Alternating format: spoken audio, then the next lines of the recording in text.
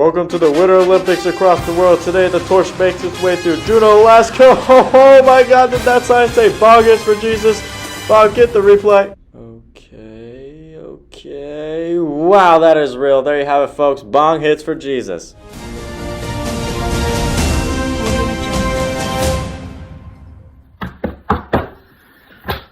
Hello America, I'm your host Julian Hodge, your local news broadcaster.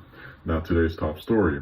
A teen from Juneau High School, Joseph Frederick, made his way to the Olympic torch walk that was passing his town. Now during Joseph's stay, he had a banner quoting "Bong hits for Jesus." Now putting this banner up might cause a disruptance to the event. So moments right after the sign was held up, Principal Deborah Morse came right into action, took the sign down before things escalated. Now our news team brings you footage of moments being captured during the event and interviewing both sides of the argument. Hey, you! You need to take that sign down! This is my right. No, you need to take that down! You need to take it down! Welcome everybody, I'm Julian Hodge Jr. and that video you just watched may come to a surprise to you. Well, today I'll be interviewing both Morse and Frederick to see what truly went down in the Olympic event. Welcome, Principal Morse. Thank you for having me. Thank you for coming in today. As you can see from the clip we just watched, it looked like you forced Joseph Frederick to take down his banner. My first question for you today is, what made you decide to take action? Well, my duty as Juneau Douglas's principal is to ensure safety for all my students. When I saw Joseph Frederick holding the sign "Bong hits for Jesus" during the Olympic torch rally, I felt like it was my responsibility to bring that to an end. Interesting. Well, some critics might argue that your actions were violating Frederick's First Amendment rights towards free speech. How would you respond to that?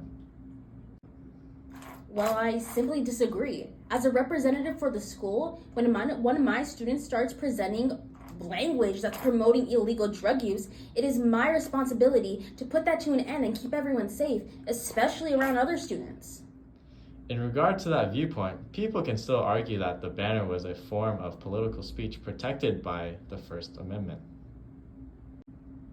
I mean, I guess that makes sense, but in my opinion, the banner did nothing. First of all, "Bong hits for Jesus" has no other signs of political representation. Second, I don't want to be supporting drugs, and I don't want that on my campus.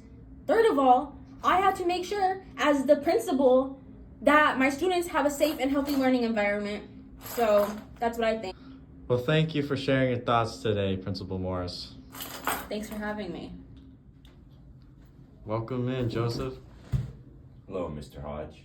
Let's start with the obvious question. What made you decide to put the banner saying "Bong hits for Jesus" during the Olympic torch walk, and was there any intentions of promoting illegal drugs? Be honest, it was just a simple joke. Bong hits for Jesus was just a funny joke that my friends and I came up with. It doesn't mean anything in terms of actually using drugs. I don't know why everyone's taking it so seriously. My next question for you is, do you feel that your First Amendment rights were violated by the principal's actions? Absolutely, my rights were completely violated. It was just a sign and it was my right to free speech. I was just expressing my opinion and no one's even acknowledging that it wasn't even on school grounds. Schools have way too much power. My speech, even if it's political, is protected by the First Amendment. I hope that any future students who experience anything like this won't go through the same thing as me. Thank you for your time today.